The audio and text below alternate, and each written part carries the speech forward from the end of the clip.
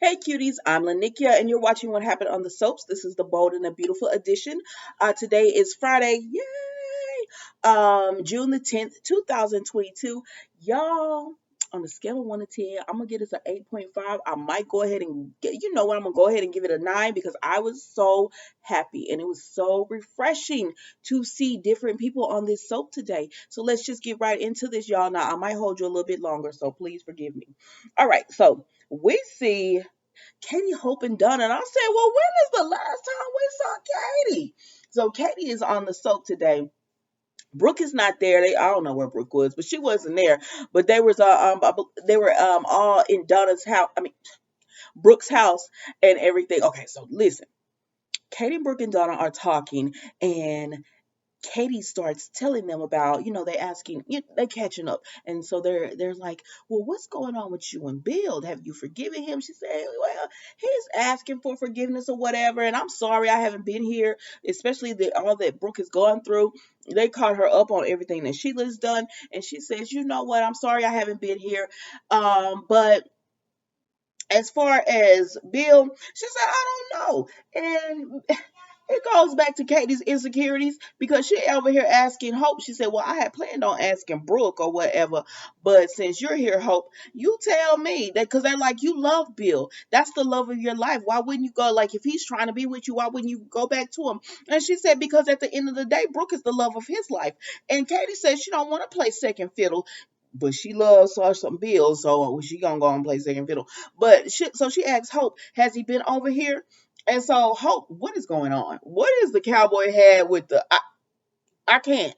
But anyways, so Hope says, well, no, he hasn't been over here. She said, not for Brooke, like, cause he's been over there, but not for Brooke. But if you listen to Bill talk, you could tell he wants Brooke back. And Katie was like, well, it is an opening right now for Brooke, for him to try to have Hope to think he's gonna get Brooke back. Now, first of all, Mama, if you got to do all this, like, if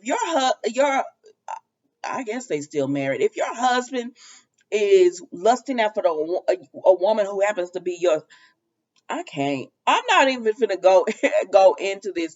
Like, mm-mm. Katie, move on. Move on, like find her another love interest, because we don't need sweet Katie, nice Katie running after Bill. I like Katie, but anyway, so she says, Hope tells Katie, no, he haven't been here, not for Brooke, anyways. But she says if he thinks there's an opening, then he would want to be with Brooke. He would try to be with Brooke, and Hope says, oh, there's not an opening. If anything, this is certified that my mother is in love with Ridge and she ain't going nowhere. Like that's it for her. And so they're like, okay. So then they say turn it on Donna. And they said, well, Donna, what's going on with you? Who's in your life? And she said, well, I got you got my sisters, my niece, nephews, of a Hope them. And she says, and they said, that's not what we're talking about. Excuse me, who's the man in your life? And she said, nobody. She's not gonna tell him. She's not gonna tell him. And they say, and they were like, well, I want you to find someone. And they said, but we all know, Katie was like, Eric is the love of your life and everything.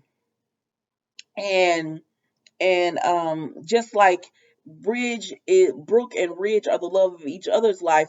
And Hope says, like, Eric, we know Eric is the love of your life, but he's with Quinn and he's so loyal to her and he's so good and faithful, and he forgave her, and Donna is like, and they said, well, Donna, you don't agree? And she said, no, no, no, he's a good man. And all that. But that's it with them, y'all. I'm not going to hold you too much longer on them. I was just so happy to see Katie. I had to give her a little bit of talking time. But that's it for them. Katie still she gonna get with Bill, even though she know he in love with Brooke, and that's the love of his life always. Donna is, gonna sit there and think in her mind about Eric, because that's what she was thinking about. And Hope is gonna always want her mama with Ridge, and Hope is gonna want. I said there's too many people on these soaps that's not with the person they want to be with, and the person that they're with is just settling to be with them. Like Liam settling for Hope, Bill settling for Katie, Well, nobody's sealing it for Donna, but I mean, he putting her as a instead of making her the wife, he just got her on the side. But anyways, let's move on. Let's move on. So speaking of Eric, we see that he's at the house thinking about Donna. And so Quinn comes in. Now, Quinn had been in at the office earlier with Ridge. And Ridge, I told you Ridge is a jerk. So Ridge is at the office with Quinn and she looking over the jewelry and stuff. He told her, your numbers are good. You did better than last year. And she was like, oh, yeah, great. I'm happy, I guess. And he was like, why? You not happy or something? Everything good at home with Eric? And she said, yeah, I guess. She just said, I wish I would spend more time with him. And Red's gonna tell this woman, well, you lucky to spend any time with them after what you did. And see, this is why Quinn don't like you. This is exactly why Quinn does not like you. And she says, Ridge, and you will never let me forget. She said, I don't need you to tell me that I'm blessed that Eric forgave me and he brought me back into his life and he's loyal and loving to me. And, I don't need you to remind me of that. And Ridge said, hey, I was just giving you a hard time or whatever. And she was like, yeah, right. But I got a meeting. I got a distributor. No, wait, distribution downstairs. Distributor? Yeah, downstairs, and he needs me to go sign off on some things or whatever. So she goes downstairs and she leaves Ridge, and he was just like, my bad. But anyways, now she's at home, and so Eric is there and he is thinking about Donna, and she comes in and she says, "Oh, I see you in deep thought. I hope those are good thoughts about me." And they're not. But she apologizes and said, "I shouldn't have said that. I sound like an insecure, needy woman." Well, she is making her insecure and seed and very needy. So, anyways, she talks to him and she tells him, "I thank you so much for forgiving me, for being loyal. We've been through so much, and I came with a young son, and you gave me stability and trust and loyalty and yada yada yada." And I'm like, "Oh, girl, stop!" Because even Eric feeling guilty, and she was like, "And I just thank you for just being a good man to her." And he just tells her he loves her, and they're gonna try to continue to make their marriage work and everything. So then he leaves, right? And Quinn starts thinking about Carter. And I said, "Oh no, Quinn." I said, "Oh no, Quinn. I thought you was over Carter." She said, "I'm trying to be. Think about Eric. Focus on Eric." I said, "See, everybody needs to tell the truth because if y'all tell the truth, y'all can be with the people that you want to be with." Um, so Eric comes up behind Quinn and they embrace and hug, and they both thoughts are on other people. A shame. Speaking of Carter, so then we see Carter, he ran in there with Paris and all kissing her down and everything. And Paris is like, "Oh my goodness." And he says, "Did I shock you?" She said, "Yes, what brought this on?" He was like, "I want to be with you." Carter, he would really telling Paris if she had listened, he's like, I need to move on with my life. Move on from what? Like she wasn't asking the question she should have been asking. She was just asking what brought this on and everything. And I'm so shocked. I'm so surprised. And um I thought you didn't feel this way. I mean, I never gave up hope, but I thought you didn't feel this way about me. Or what? I was like, girl, just be happy this man is with you, because you are a pick me woman. A pick me woman is a woman that's just like over here, like pick me. I'll do whatever you need me to do. Pick me. I know you might be in love with that woman over there, but pick me. You can't have a family with her, but you can have it with me. So pick me. That is Paris. So stop playing like you're not happy. This man is in this office with you, but Miss Graves was back there looking. So then we see Miss Graves while Paris and Carter are talking, and he telling her why he should be with her now, why he wants to be with her now, everything. Miss Graves gonna go over to Ridge's office, and she says, "Ridge, Paris is being harassed by Carter." I said, "Now, Miss Grace, he is not. She is not being harassed. If anything, Paris is the one harassing Carter."